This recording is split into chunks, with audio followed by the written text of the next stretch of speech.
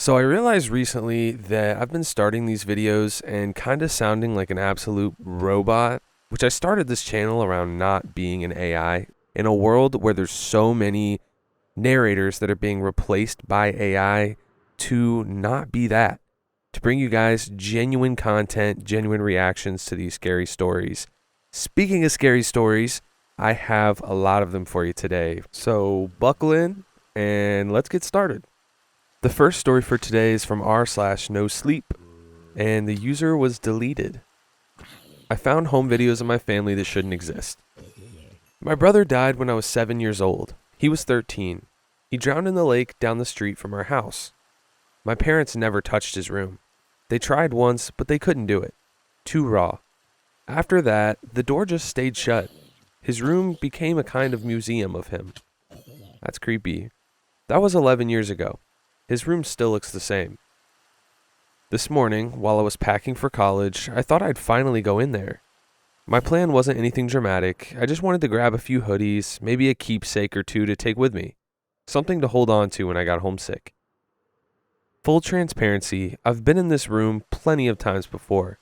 I've sat on his bed, I've looked through his shelves, but I've never really gone digging.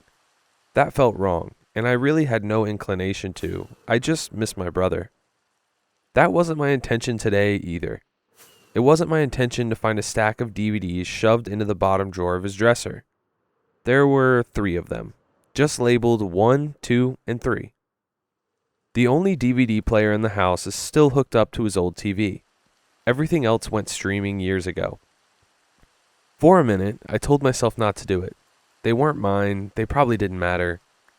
I picked up some of the items I had collected, put the DVDs back in his drawer, and returned to my room. Tonight, they started calling to me. Yeah, just go on to college. Honestly, just forget about it. I know how that sounds. I know you're thinking it was my curiosity eating at me, but it wasn't like that. It felt physical, a pull in my chest. So I crept back across the hall, slipped into his room, locked the door behind me so my parents wouldn't hear, and I put in the first DVD. It was a home video. And I didn't even know we had any. I don't remember my parents ever owning a camera. The video starts with static, then clears just enough to show something. The picture is muddy, warped. It could be the living room, but the furniture looks wrong. Everything is too big or too small, shifting every time the frame jitters. Sometimes it almost looks like a bedroom, sometimes like a hallway. No faces, no clear shapes, just flickering shadows that don't match what the voices are saying. Because there are voices, familiar ones, laughter, clinking dishes, and my mom calling my brother's name. It sounds like family in the background, just out of sight. I hear my brother's laughter, and the sound swallows me whole. It rings through my head, bouncing off the bones that make up my skull. Then, beneath it, is another voice. Low, deliberate, close enough that you couldn't miss it. You haven't noticed yet. Then the video cut off, just like that. Yeah, guys, I don't know about you, but after that, there's no need to watch the other 2 videos, right? Just chalk it up as, you know what, these are just some old DVDs. Must have been making a funny video. Yeah, no, but I'm sure this person's gonna continue on and watch the other 2. Anyways, I scrambled to replay it, not even thinking about the other 2 discs still stacked under the TV. I just wanted to hear him laugh again. That laugh. I tried not to think about the end, though the fear of it was crawling slowly up my spine as I hit play. Because the way it spoke, it sounded like it wasn't part of the recording at all, like it was speaking to the camera, to me.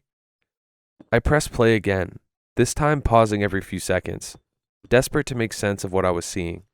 But nothing held still. Everything on the film looked almost familiar, like a room you swear you've been in but can't place. The walls are a little too narrow, and the colors are washed out enough to make it something you've never seen before. It made me feel like my brain was short-circuiting. Then I froze the frame just before the moment he laughed. And there it was, a caption, faint and yellow, burned into the corner of the screen. July 30th, 2015.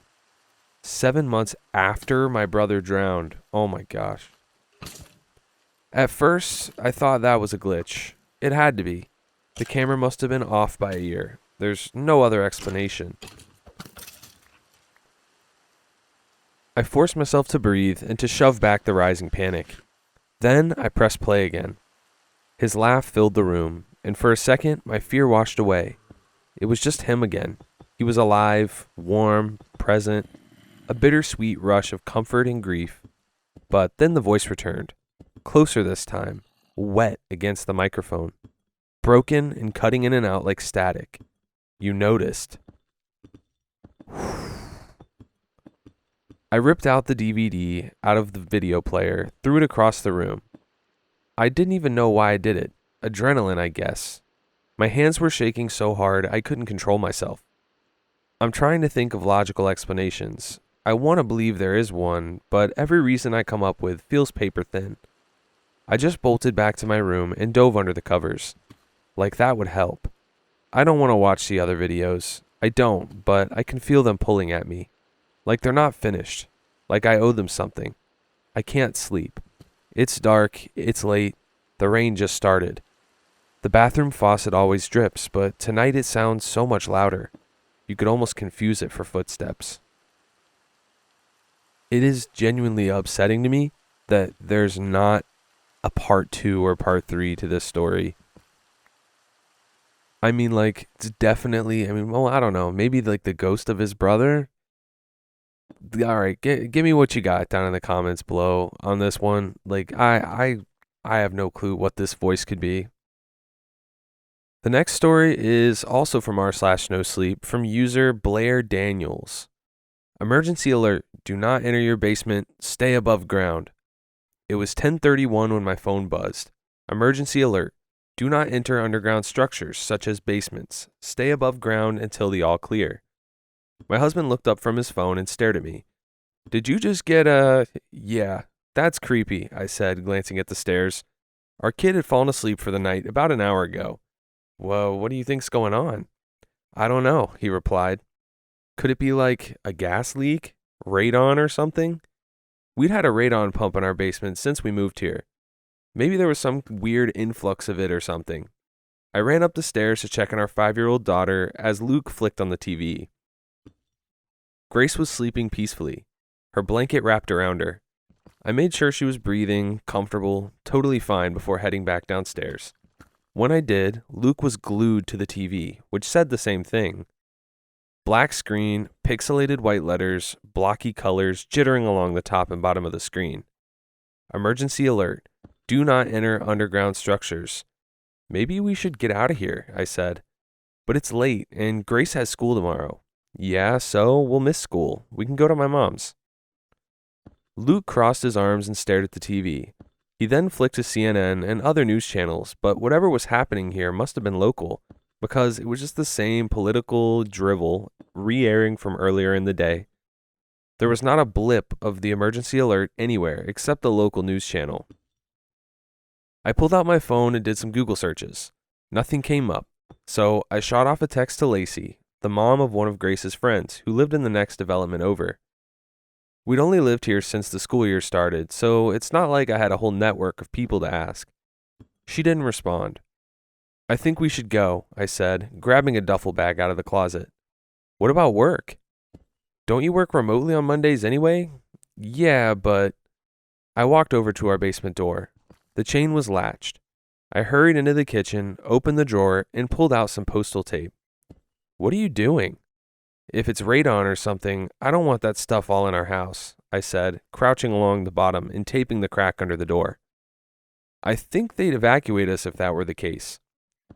I looked up at him as I yanked another long piece of tape off the roll. Okay, so what do you think it is? He shrugged. When I taped all the cracks, I brought the duffel bag upstairs, filled it with a few random outfits for me and Grace, along with my laptop and a few of her favorite dolls. Then I grabbed the cooler and loaded our leftover pasta and yogurts into it. Within 10 minutes, I was ready to go out the door. I'll pack up the car. Can you grab Grace? I asked. Luke went upstairs. I walked down the driveway, weighed down with bags. It was a chilly, clear night. Stars twinkled high above me. The street was exceedingly quiet. The the tall, scraggly pines of the surrounding pine barren stretching up to the sky. I heard the echo of a dog barking somewhere. If everyone got the alert, wouldn't there be more people deciding to leave? I glanced at the house across the street. It was completely dark, except for the light above the garage that flickered on when I came out of the house. I opened the back hatch and threw our stuff in. Luke came out after, carrying Grace wrapped in blankets. She blinked sleepily. I strapped her in, Luke grabbed some stuff, and then we were pulling out of the driveway, on the road to my mom's house an hour away. She fell back asleep, I told Luke, watching her face flick into view with the light of the passing street lamps. Good. My phone buzzed and I reached for it. Emergency alert. Your phone's GPS indicates you are leaving city limits. We do not recommend evacuating. Please return home and stay above ground. What the hell? I whispered. What? Luke asked. There's another alert. It's saying it knows we're leaving. It's tracking our GPS and it's telling us to stay. Luke glanced at my phone. Seriously? Yeah. That data's supposed to be private, he said, isn't it? I would think so, unless, I don't know, maybe there are some emergency protocols that allow the FBI to access it or something. We fell into uncomfortable silence. Luke clicked on the turn signal and switched lanes. You don't want me to turn around, right? He asked quietly. I glanced down at my phone. No, I don't. The highway was empty, not a single car in sight, and that made me uneasy. Surely other people would be evacuating, unless they were all actually obeying the second message. But who even trusts the government these days? I did another Google search, and no results popped up. I refreshed over and over again. Wouldn't something be on the internet by now? We were 5 miles out of town now. I should be relieved, but I wasn't. I leaned against the window. The cold glass pressed against my forehead. The pine trees flashed by, skinny and tilted, then gave way to a charred, barren patch of forest. Both sides of the highway were burnt to the ground.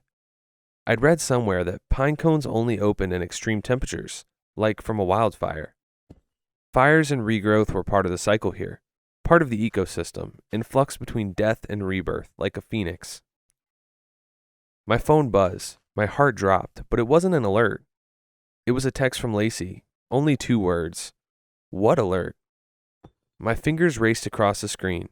Didn't you get an emergency alert saying to stay above ground? No. Lacey didn't get an alert, I said. Luke paused. What? What if the alerts were only sent to our phones? I asked, my voice shaking. I glanced back at Grace, still peacefully asleep, head lolling softly with each bump of the car. Luke shook his head. That's crazy. No one can send messages like that. Just the government or whatever. What if it's a trap? My voice shook harder. What if the only place safe was our basement? That's just your OCD talking, he said softly and empathetically. We're doing the right thing. There's something weird in town, like a gas leak, and we got out. That's obviously the safest thing to do. I stared out at the charred pines. There were a few that hadn't burned up, standing tall and stilted in the darkness. I stared out at them, wondering why they were spared. One of them moved.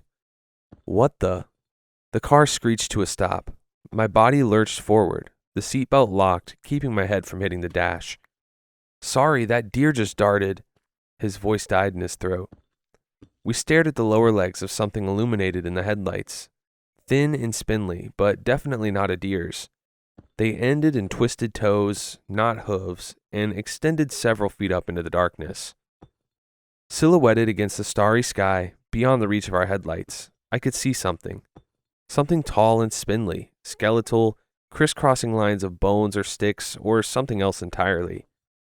As I stared at it, as it stared at me, a wave of dizziness washed through me. The world seemed to tilt on its axis, weight pressed down on my head, an immense pressure bearing down on me. Whack! Something hit the side of the car with incredible force.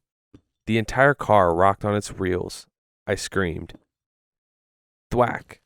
A mess of lines, bones, sticks inside my window, empty air between them, the stars and the pines rippling strangely behind it. Luke stomped down on the accelerator. The car shot forward. We swerved around the thing, then past the burnt section of forest and continued down the dark, twisting highway. My phone buzzed. Emergency alert. All clear. Please return home immediately. Yeah, so these are the people that die first in the horror movie. Like, it's telling us not to evacuate. Let's leave. All right, let's get on with the next story. This next one is from r/scary stories. Being a medium is no fun. This woman hired me to find who killed her parents. Lana Dawson welcomed me with a tired smile. She was desperate, like everyone who hires a medium.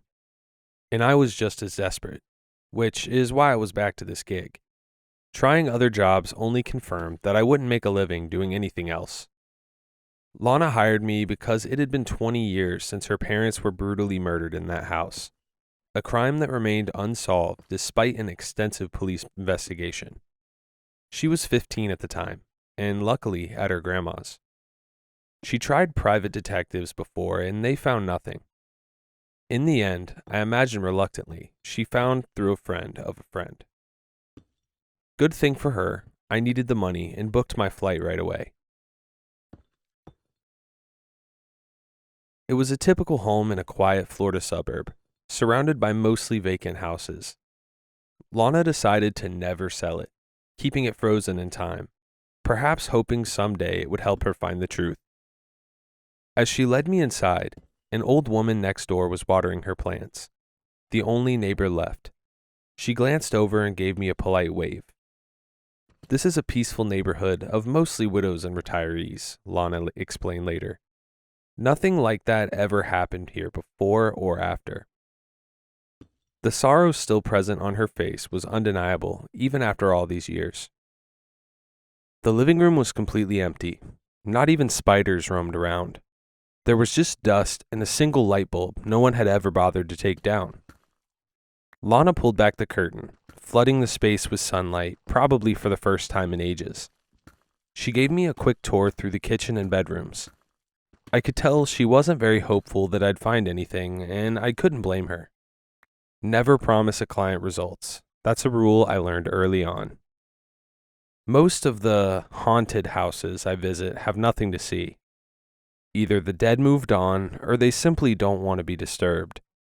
Not the kind of pitch that brings in clients. But spirits tend to remain where they died.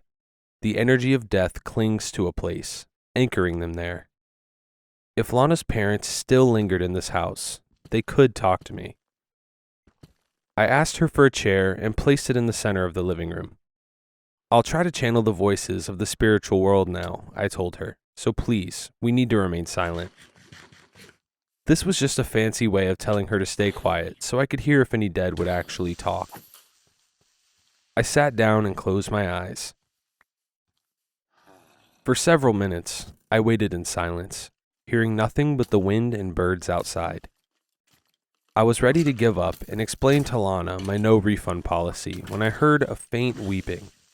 It was soft, almost inaudible, and gradually grew louder. "Is there someone here among us?" I called out firmly.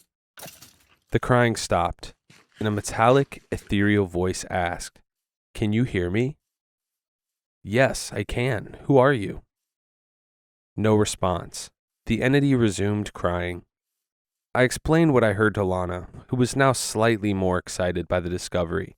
It could be her family. "Please tell me, are you Mr. or Mrs. Dawson?" I tried. The weeping stopped abruptly. "Do you know where Miss Dawson is?" the voice asked. "I want to tell her I'm sorry." "What do you mean? Sorry for what?" The light flickered for a second, and I saw the curtain shift slightly before the answer came. "For what I did to her," the voice confessed, its tone laced with sorrow. "For killing her the way I did." I felt my heart pound in my chest and turned to Lana. "I don't think this is your family." Now, in my experience, spirits can be deceitful. It wouldn't be the first time some smart-ass ghost tried to play me for a fool, so I didn't immediately relay all I had heard to Lana. She would probably freak out anyway, and I needed her to stay quiet for the rest of the session. "Who are you?" I asked next, to no response. "Do you know what happened that day?" I tried again. This time, after a long pause, the voice answered. "It wasn't supposed to happen like that," it murmured. "She shouldn't have had to die." That was an interesting response. "What about Mr. Dawson?" I asked. "The man got what he deserved." The voice suddenly deepened, taking on an almost demonic tone. The light bulb flickered violently. Its reaction made sense based on what I had read about the crime scene. Mr. Dawson had died from 15 stab wounds, most likely in his bed. The killer was probably driven by emotion. But Miss Dawson showed signs of a struggle. Her only fatal injury was a deep slice across her neck. Maybe her death wasn't intentional at first. This could actually be the murderer. But why did you do it? I decided it was time for tough questions. I just wanted to help you find peace. It's the only way you'll leave this house and see her again. There was a long silence. Then it spoke, its words thick with emotion. "Because I loved her more than anything. I used to watch her every day, getting in her car, walking the dog, buying groceries. She did it all with that same smile. When she waved at me, I felt it in my bones." "That doesn't explain why you killed her," I pressed. My questions likely revealed the true nature of the voice to Lana, and her eyes widened in shock. "I didn't want to," the voice roared. The bulb exploded, making Lana jump. "I just wanted to get rid of him so we could be together, but she wouldn't accept it. She wouldn't come with me." The weeping resumed. I pressed for more answers, but got nothing. Everything I had heard spun in my mind like a whirlwind. When everything clicked, I stood up and walked to the door. Lana was as pale as snow, visibly shaken by what had happened. Even if she hadn't heard a word, the energy in the room was impossible to ignore. She asked me why I was leaving. "I'm just thirsty," I casually said.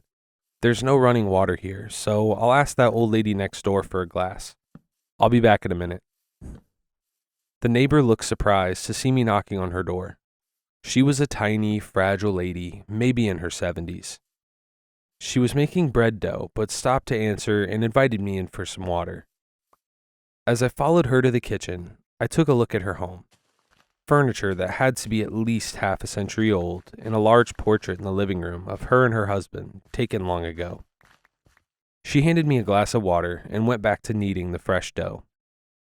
"I hope you don't mind me doing this," she said, using all her small weight against it. "I just love having them ready for dinner." "Don't mind me at all," I thanked her, sipping the water slowly. "By the way, you and your husband are so beautiful together in that photo," I said, referring to the portrait. Her face stiffened for a brief moment before returning to its usual warm smile. She confessed to me that he abandoned her years ago, but it was hard to let go of the memories. One day, he simply got out and never returned. Determined to change the subject, she asked what I was doing in that dusty, abandoned house. I told her I was a medium. "Oh, that's fun," she giggled. "Did you find anything there?" "Yes, as a matter of fact, I did," I answered. "I found your husband. He told me a lot about you, about him, and about what he did to the Dawson family." She froze, hands still buried in the dough. Slowly, she turned around, scanning my face to see if I was joking, if I really knew the truth about what had happened 20 years ago. I didn't. It was a bluff, an educated guess. For the killer to be a spirit trapped in that house, he had to have died nearby. For him to know the private details of Miss Dawson's life, he had to be someone that lived close by, someone who could watch her every move, like a neighbor, and there were not many of them around here. I had no idea it would work. My theory could be pretty much wrong, but the bluff paid off because the woman broke down in tears. For Lana, finding the truth was all that mattered, and I gave it to her. Her family had been killed by a neighbor obsessed with her mother. In an act of desperation, he took advantage of the night to break into the house and confess his feelings, just as she had gone to the kitchen for a glass of water. When she rejected him, he grabbed her and slit her throat with a sharp fish knife. Then, in a fit of rage, he walked into the bedroom where her father slept and stabbed him to death. It took me a few more sessions with the killer to get the whole truth out. The old lady confirmed and admitted to Lana that she had suspected her husband all along. And when she confronted him, he fled, never to be found, probably dying somewhere years later. The end. Or at least that's what I told Lana. I can't say she was happy about it, but at least she knew now. There could finally be peace. What I didn't tell her was that the husband never fled, and his wife didn't simply confront him with words. When he arrogantly admitted to the crime, showing no remorse, she shot him with the handgun they kept under the bed and buried him in the backyard.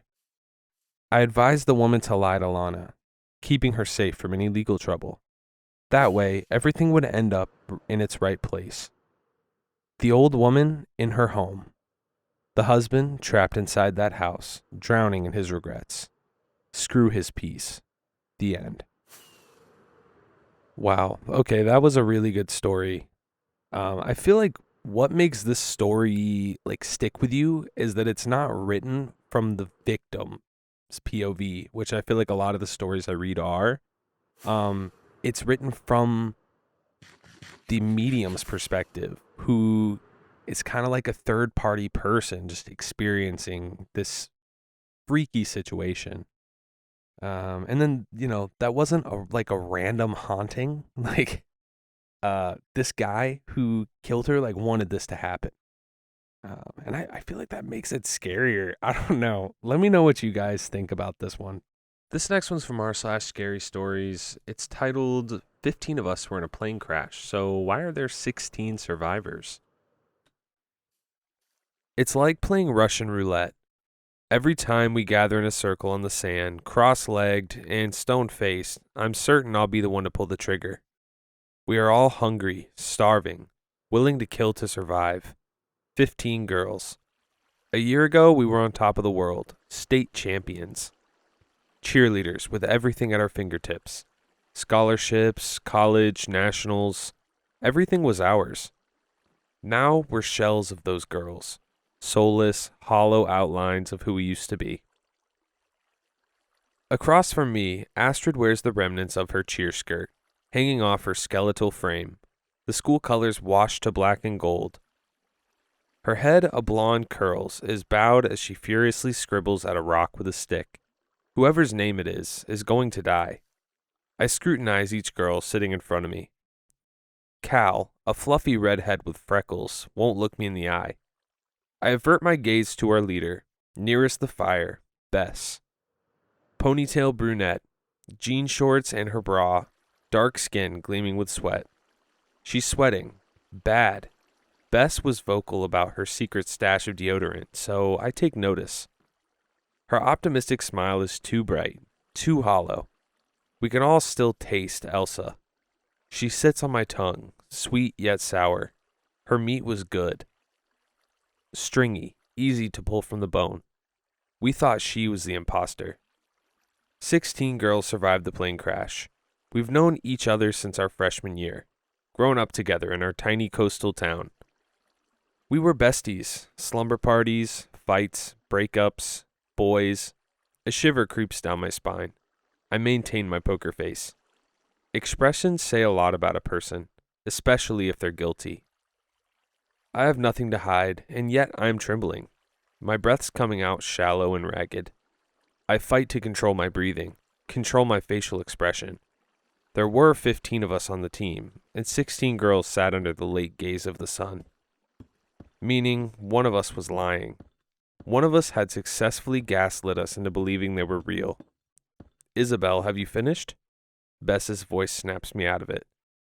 I finished writing my chosen suspect's name first, but letting people know that was suspicious. Ready, I say, and Bess nods and stands up. We're ready to vote, she announces in a single breath. I can tell by her eyes that she hates being the leader.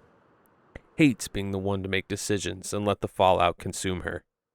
Bess is strong and resilient, but she's too human. She's trembling, her eyes frantically flicking to each of us. As always, Bess takes a deep breath. We'll go alphabetically around the circle. She turns to Anna, who's already sobbing, her head of filthy blonde curls sandwiched in her lap. Anna? The girl's head snaps up, and like an animal, her frantic eyes zero in on each of us. I don't want to do this, she whispers, shuffling uncomfortably. I take notice of her demeanor. Bess's voice is calm, soothing. Who do you think is the imposter, Anna? Anna holds up her rock. I think it's Jessie, she grits out. I saw her stealing food, and she refused to fill the water bucket last night. Jessie, who has been silent until now, sits up, her eyes darkening. I was sick. Jessie, Bess's tone reminds us she's our leader. One by one, we go around the circle. And just as I thought, Anna's name is repeated. Is it because she's a crybaby, or refused to eat Elsa? Who knows? When Bess reaches me, I hold up my rock. Anna, I say softly, and the girl breaks down. I try to smile at her. I think you're just a really good actress. I hold my breath as Bess counts the votes, her hands trembling. I watch her gather 15 rocks. All right, she raises her voice. I've counted 13 votes for Anna, 2 for me and 1 for Isabel. Her hollow eyes find Anna, who is paralyzed to the spot. I'm sorry, Anna. Bess pulls out our only weapon from her filthy jeans, a 9mm handgun. Cover your ears, she tells the rest of us. I do, slamming my hand over my ears. I squeeze my eyes shut, and I pretend not to hear the bang. The sound of Anna's strangled scream, her body hitting the ground. I count my breaths, and how long it takes for Bess to stop crying.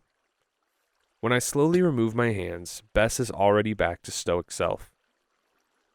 Take her back to the tent and skin her, she orders us. Keep her organs, just take all the meat. We comply as usual. I help strip and skin Anna. The other girls gag. I don't. I don't remember what real food tastes like anyways. We cook the best parts of her. I watch her spin, impaled on a spit. I feel weirdly comfortable. We can eat. We won't go hungry. And the imposter has been found. It's not until a strangled yell, an unfamiliar cry, splinters through our afterglow. What the hell? The other girls dive to their feet, shrieking. 7 teenage boys stand huddled together. Blood-stained faces, wide eyes, wrapped in the remnants of sportswear.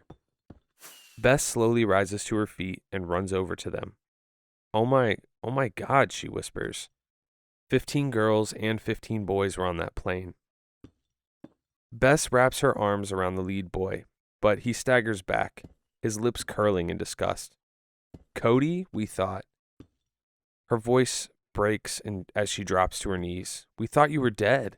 The plane exploded. We found blood. She sobs, the words tumbling out. We stopped looking for you all. Cody, the boy's leader, doesn't respond, his eyes zeroing in on me. He starts forward, his eyes widening. He raises his knife. I only just realize it's in his hand. Bess, his voice is terrifyingly calm. Who the hell is that?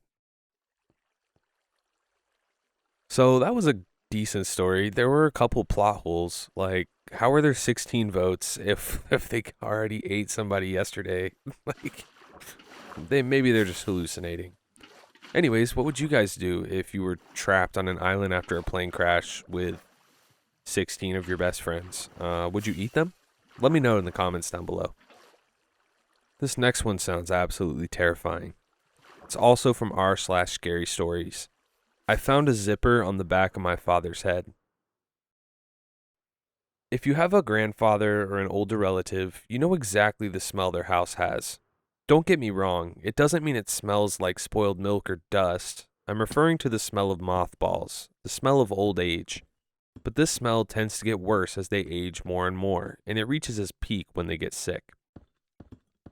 My father, Jander, had smelled like this for 5 years. Ever since his stroke, he'd become a piece of furniture in the house he built himself. An expensive piece of furniture that required constant maintenance, lubrication, and cleaning, but served no purpose other than taking up space in the living room. It's so sad to end up like this. As a good son, I was the caretaker of this antique. Baths, pureed food, geriatric diapers, blood pressure meds, circulation meds, sleeping pills. The routine was a metronome of boredom and bodily fluids. Until that Tuesday. I was cutting his hair. It was a monthly task. He had little hair left. Sparse white tufts growing disorderly over a scalp stained by sunspots. My father was sitting in the shower chair, his head slumped forward, chin resting on his thin chest. His breathing was a wet, bubbling wheeze. I ran the buzz cut machine up the nape of his neck. The electric hum was the only sound in the tiled bathroom. I moved the blade up the base of his skull, and the machine jammed. It made a forced grinding noise and stopped. I pulled the device away, thinking I'd snagged a mole. After all, elderly skin is a geographical map of imperfections. It's easy to catch a blade on a fold of loose skin. But there was no blood. There was no cut. There was a bump. I wiped away the cut hair with a towel. There, exactly at the base of the skull, hidden by a fold of flabby neck skin, was a line. At first, I thought it was an old surgical scar I didn't know about. A straight vertical line about 4 inches long descending down the cervical spine. The scars are irregular fibrous tissues. This was serrated. I leaned my face closer. The fluorescent light of the bathroom buzzed above us. They looked like tiny teeth, keratin teeth, the same color as the skin, perfectly interlocked.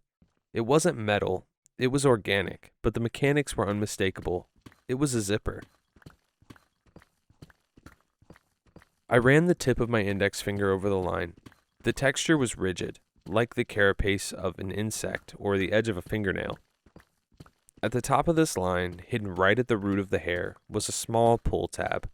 Not made of metal, but a bone spur, a small calcified protrusion shaped like a teardrop. My father moaned, a low sound. "Dad?" I said. He didn't answer. He never answered.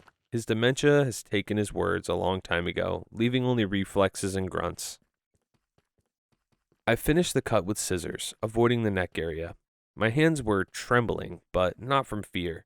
They trembled with a repulsive curiosity, a cognitive dissonance. I knew what I was seeing, but my brain refused to catalog the image as a real. The fact that it wasn't some abnormal bone formation, but a zipper.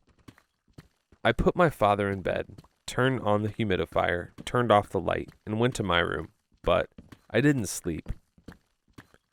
The image of that thing pulsed behind my eyelids. What happens if I pull it? The question was childish, dangerous, but inevitable. At 3 a.m., the house was in absolute silence. I got up, walked barefoot down the hallway. The wooden floor creaked, but my father, deaf and sedated, didn't move. I entered his room. The smell of overripe papaya was stronger, concentrated by heat of a closed environment. He was lying on his stomach, a rare position, because he usually slept on his side. His nape was exposed, illuminated by the pale moonlight coming through the gap in the blinds. I approached the bed and sat on the edge of the mattress. The weight of my body made the bed creak, but he remained motionless, his breathing rhythmic and heavy. I reached out and touched his nape. The skin was cold, dry like parchment. I found that thing, that small pull tab. It was warm, warmer than the rest of the skin. I held it with my thumb and index finger. Its texture was smooth, polished by friction with skin over decades. I pulled lightly downwards. There was no resistance. There was a sound. Not like the metallic sound of jean zippers. It was a wet sound, a suction sound, like peeling adhesive tape off a wet surface. The skin on his neck opened.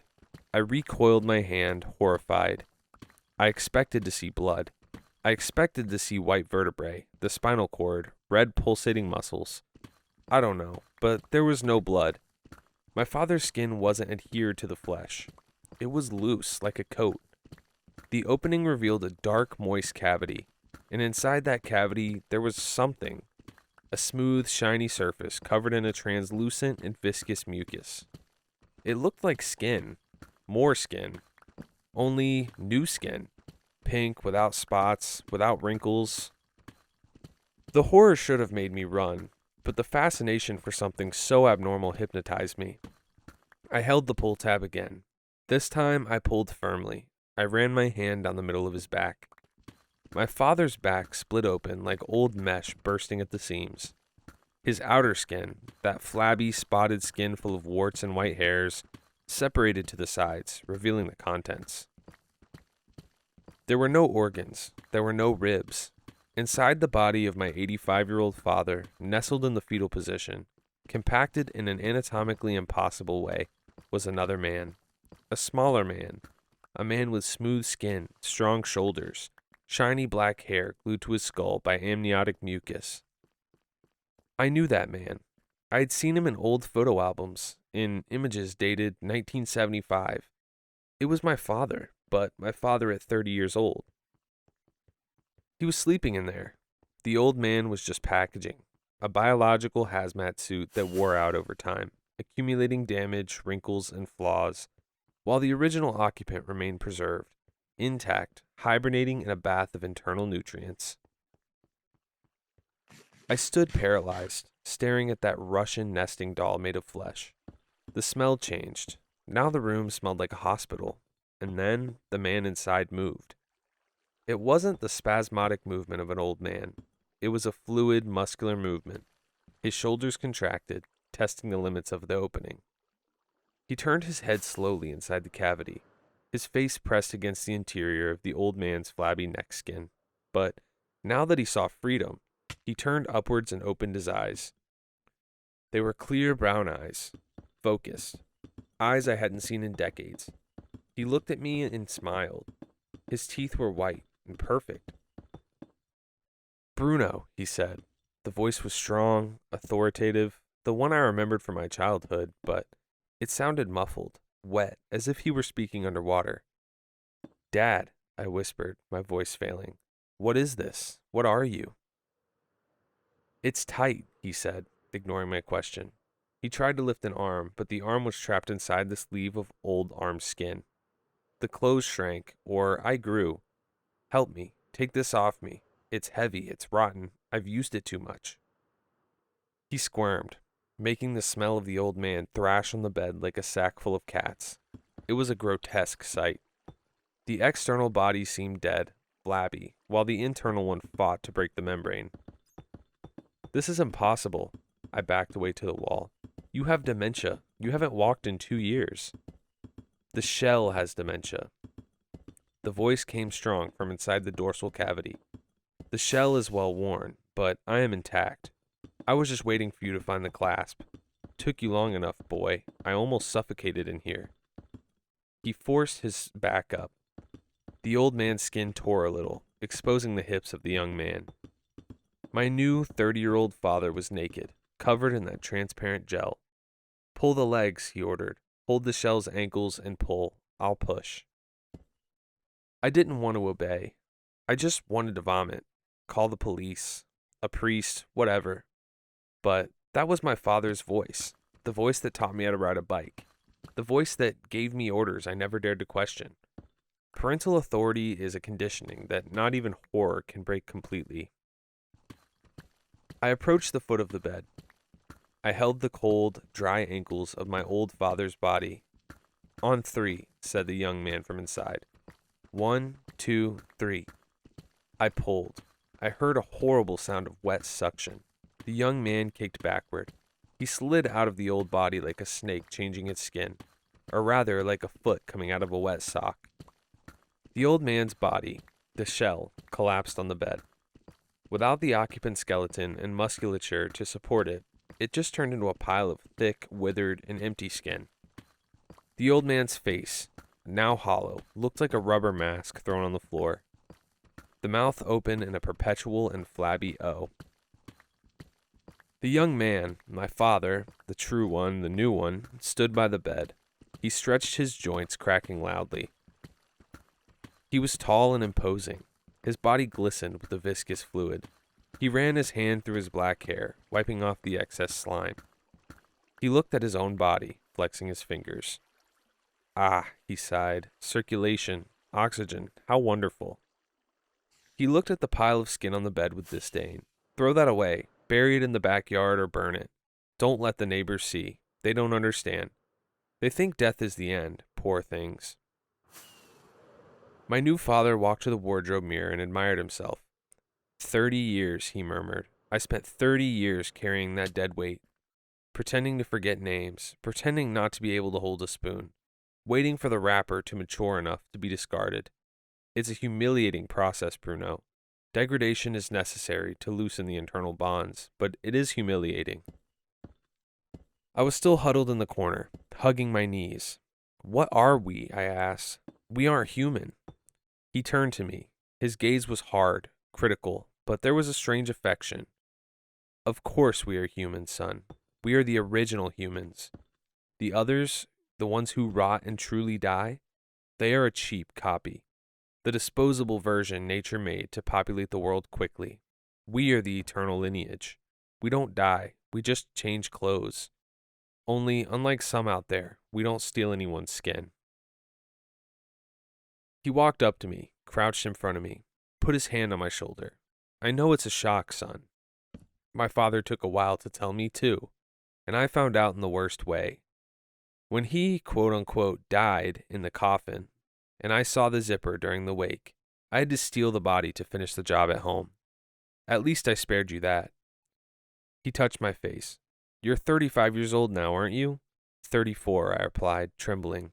It's time, he said, analyzing my skin. Have you been feeling tired lately? Back pains that don't go away? A feeling that your skin is too tight? As if you were wearing a size smaller? I froze. Yes. I had felt that for months. A constant pressure in the skull. A deep itch under the skin that no scratching would solve. A feeling of claustrophobia inside my own body. Yes, I whispered. My father smiled. He reached his hand to the back of my neck. His strong, precise fingers parted my hair. I felt his nail scratch the base of my skull. Here it is, he said softly. The pull tab is forming nicely. He caressed the small bone lump I didn't even know I had. Then he stood up and went to the window, opening the blinds to look at the moon. In about 40 or 50 years, the skin of yours will be worn, flabby, and useless. You'll become senile, you'll lose your bladder control, you'll be a pathetic old man. He turned to me, his silhouette outlined against the moonlight, naked and reborn. Don't be afraid. Look, Bruno. Inside, in the dark, you will be growing young, strong, and waiting. Just waiting for someone kind enough to unzip you and let you out. He looked at the empty shell on the bed. Now, go get a trash bag. The big one. We have to clean this mess up before the sun rises. I'm starving. How long has it been since I ate a real steak with my own teeth? I got up.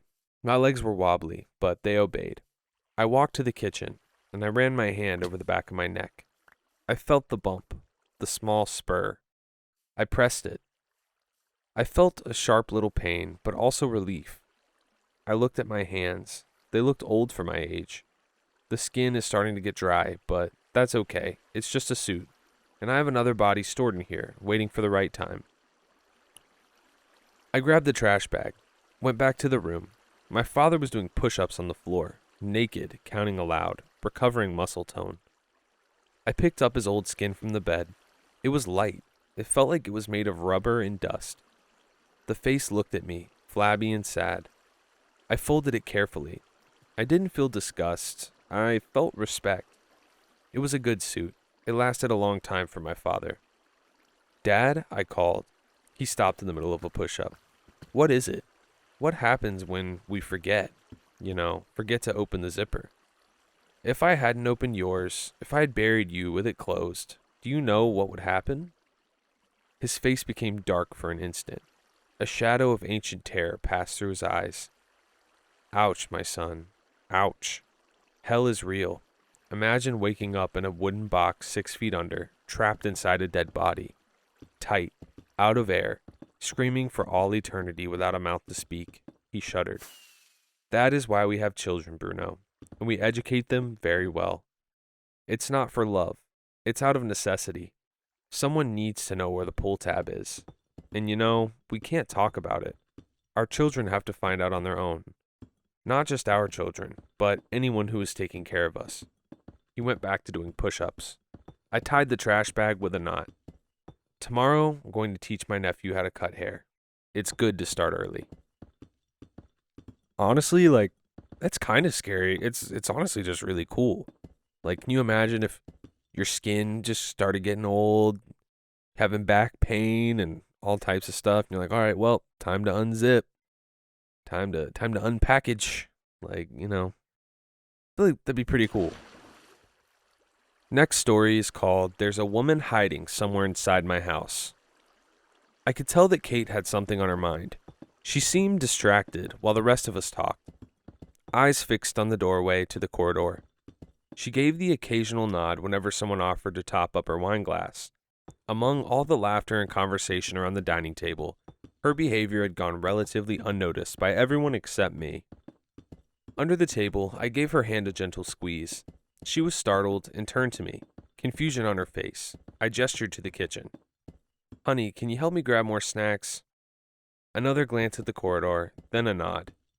We excused ourselves, and completely unperturbed, Frankie continued with his entirely made-up yet very entertaining story about his travels through Asia. Closing the door behind us, I turned to Kate and placed a hand on her shoulder. Are you good? She frowned. I know he's a bit of an ass, but Frankie's a damn sight better than my sister's last few boyfriends. Nothing, not even a hint of a smile. Kate, what's wrong? A hardness to my words. Nothing. She shook her head absently, then began pouring some snacks into a bowl. It's just... Laughter erupted from the dining room. Jen, my sister, doing that weird snort that had plagued her since childhood. Then muttering as some of the others joined in with follow-up questions for Frankie. Just what? The friend, the one who came with Linda and Ray. I nodded. Yeah, the quiet one. Mary, right? She shrugged. What about her? Well, where is she? I just stared at her for a moment. She's at the table. Kate gave me a look. No, she isn't. I stifled a laugh as I pulled out another wine bottle from the refrigerator. Come on, what is this? I'm serious, Pete. When everyone came into the dining room, she asked to use the bathroom and hasn't been back since. My smile dropped when I saw the concern on her face. That was, I checked my watch, over 2 hours ago. I placed the bottle down, then quickly peered out of the kitchen door. 8 friends, all laughing and talking and drinking. 10 empty plates, including our own. That woman was not in sight. My sister caught my stare. What's the hold up on the food, birthday boy? I feigned a laugh and withdrew back into the kitchen. I could have sworn, I said. Shall I go up and check on the... I've already been upstairs twice, and people have used the bathroom since. So where? She shook her head. Maybe she felt weird or had something come up and left. I thought that too, but her coat is still here.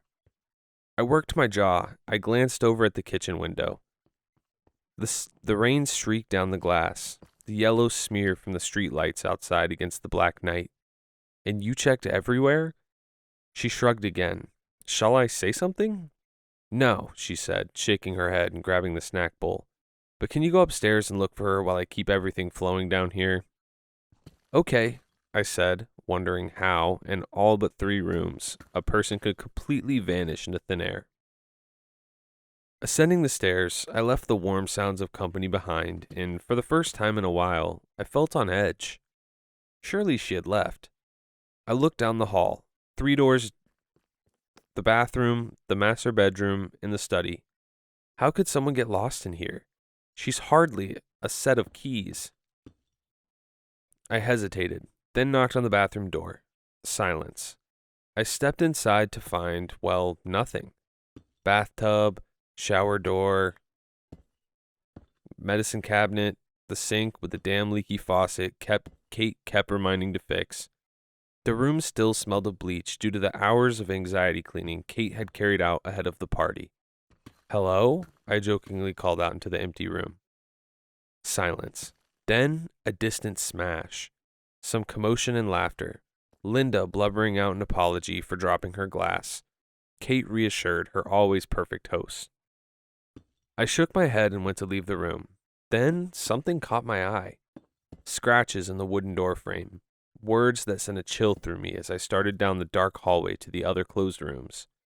"Come find me," in all caps. Standing at the top of the stairs, I had half a mind to call down to Kate. Then I thought about how much effort she'd put into preparing for tonight, making a good impression that any more disruption would have been unfair. So what if I was the birthday boy? Tonight didn't mean half as much to me as it did to her. No, this was nothing. Just a stupid game. I'd deal with it by myself. Not knowing what to expect, I opened the study, a room washed in blue light from the computer screen. Long, dark shadows stretched out from the unseen corners of the room, a space I spent so much of my time in, suddenly unfamiliar and strange. I flicked the light switch, and more of the study clicked into view. Empty again. I took a deep breath, steady to myself. My heart knocked around in my chest. Why was I so scared? Kate had already looked around the place twice and hadn't found a damn thing. But that message, "Come find me." If that was Frankie or any of the others, there'd be hell to pay. And they could pay to fix the damage they caused to the doorframe. I walked over to the computer monitor to turn it off. Then I froze. Pixels burning on the screen in tiny yet deliberate letters. So small, I had to lean in and squint. Another message. "Look closer." Vibration. I startled. Then, on realizing it was my phone, I let out the breath I had held. It was Kate. "Hey, how are you getting on?" "Fine. Have you found me yet?" I frowned at the screen, then figured it was just a mistake. "There's no one here, Kay." Something odd in the bathroom, but that could have been Frankie's idea of a joke. "Okay, odd how?" "I don't know. Look, I'll do a sweep of our room, then come back down. We can ask Linda or Ray what's going on with Mary."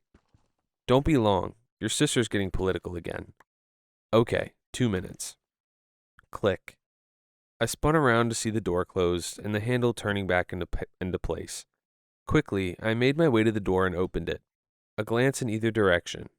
All I saw was an empty corridor. The conversations downstairs humming through the floorboards. Annoyance rose up in me. What a waste of time. I was missing my own birthday. Sure, I hated these sorts of things, but Kate had put a lot of time into tonight. And I was doing what exactly?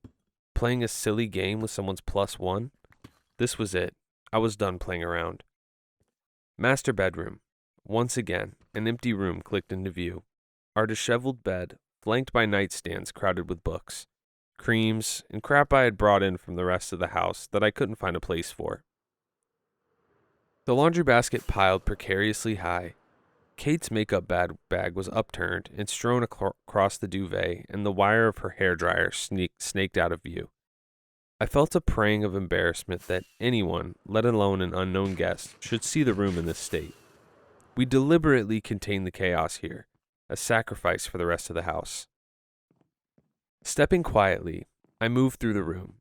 I thought of all the spaces a person could hide, how small they could fold themselves away. The spots of horror movie cliché, the closet, under the bed, dark places reserved for monsters in waiting. I paused. Did something just move out of view and under the bed? The slightest slither of fabric, the sleeve to a sweater or the hem of a dress skirt. Perhaps suddenly gone. I dropped to the floor with a little more zest than I had anticipated. An effort to scare the bitch out from under the bed left me staring into the empty dark and now nursing a banged-up knee. I cursed at myself, then wondered what I must have sounded like to those downstairs. An elephant stampeding through the upper floor in the house. I pushed myself up and noticed the closet was ajar. The cup of the shirt sleeve was pinched between the door and the frame like a pale tongue. I stared into the opening. Vague shapes in the darkness. Clothes hung like flayed skin, belt buckle eyes shining, a silk blouse face. If it was not her inside the closet, I was certain that the darkness gazed back. Trembling fingertips pulled the door open. Nothing. And then a knocking sound, sporadic and mute. I turned to see Kate's lipstick, nail varnish, and lotion bottles had fallen onto the floor behind me, and the bed was now occupied. The duvet sheets twisted and swollen into a human-sized knot. For a moment, I stared at the shape in my bed. My heart was pounding in my chest. The heap rose and fell with the soft, rasping breath. Strands of long dark hair had plumed out from underneath the sheets like an ink spill. Mary? Silence, though I saw limbs move beneath the sheets, subtle shifting of position. What are you doing? My words croaked as they caught the air, equal parts fear and frustration. I grabbed at the sheets, pulled back. Mary was lying there on the bed, giggling to herself like a little child. What is this? No response. She just stared unblinkingly at the ceiling. Her face was split into a strange smile. She continued to chuckle to herself. I don't know what the hell you're doing, but you've got to go, I said with some gravel in my voice and pointing to the door. She giggled some more before falling silent. Her eyes slowly slid over to me, and she rose up in one swift motion and backed out the door. I listened to the stairs groan as she descended them. Then, only after I heard the front door slam shut, I blew out the breath I'd been holding. What the? I muddled under my breath as I shook my head. After remaking the bed, I went downstairs, and to my relief, noticed Mary's jacket was no longer hanging on our coat rack. Before rejoining the others, I pressed out a smile and straightened, readying myself for a barrage of lame jokes. Did you get lost? Do you need a spotter next time you shoot off to the bathroom? You were so long that your number 2 became a 3. But I laughed with them all, even though it was at my expense, for I was reassured knowing it was now only us 10 at the table. Anything for the smile that eased its way across Kate's face as I told her everything with one knowing look. Enjoy the walk home in the rain, Mary, whoever you are. The evening flowed with wine, and before long unease was forgotten. Mary's childish antics were but a blip to an otherwise wonderful night. I managed to loosen up enough to even find Frankie somewhat entertaining. Linda and Ray were the last to leave. The girls laughed as they hugged by the door. Ray shouldered on his coat and gave me a strong handshake. We shouldn't leave it so long next time. Absolutely, though we always say this. Kate opened the door. The couple stepped outside and ducked under Ray's umbrella while the rain beat down. A pleasure as always, I said. Don't be strangers, Kate called over the rain as Linda and Ray headed toward their car. And don't bring any next time either, I chimed in playfully. To which Ray, as he helped Linda to the car, froze momentarily and stared at me, bemusement across his face. Then, while the rain continued its assault, he slowly ducked into his car. There was something in that look that sent a chill through me. A question dislodged from the tarry black recess of my mind and dragged itself on its torn-up belly into the light. Why was Mary in our house? Kate caught me frowning at the empty space Ray's car had been. She brought me back by gently pressing my hand, closing the door. We let out a collective sigh. She brought me in for a clumsy kiss and whispered happy birthday softly into my ear. The cold, oily dread suddenly disappeared and was replaced by Kate's warmth. Thanks, I said, looking toward the dining table strewn with glasses, plates, and half-eaten food. Why don't you run yourself a bath and I'll take care of the tidying up? She went to protest, but I shook my head. It's fine. Thanks, she said, pecking my cheek and then climbing the stairs. I watched Kate ascend up into the shadows, entering the bathroom, closed the door, and listened to the sound of the running water. I stood smiling for a moment, then took to clearing the dining room. As I brought plates and empty bottles into the kitchen, I noticed something out of the corner of my eye. A card, delicately placed on the counter. It was addressed to me. Thinking it was another birthday card from one of the guests, I opened it and found a small piece of folded paper, and on that, a note. Reading those words, I froze. My mind whirred, and there was a sickly pinch in my gut. Kate! Only the sound of running water. I ran to the stairs, taking 2 at a time. Kate! Kate! The bathroom door at the top of the stairs, a black square cut with light. Steam billowed out from underneath. I opened the door. Feet splashed on the wet tiles. The bathtub overflown, and the room a hot, milky haze, and nowhere could I see her. Empty again, except the words traced and streaking down the clouded mirror. Words of dread, words that shook me to my core. The words were very clumsily scrawled across the card, still in my hands. Come find us, Pete. See, with this one in my mind, I'm thinking like, how did they even get out?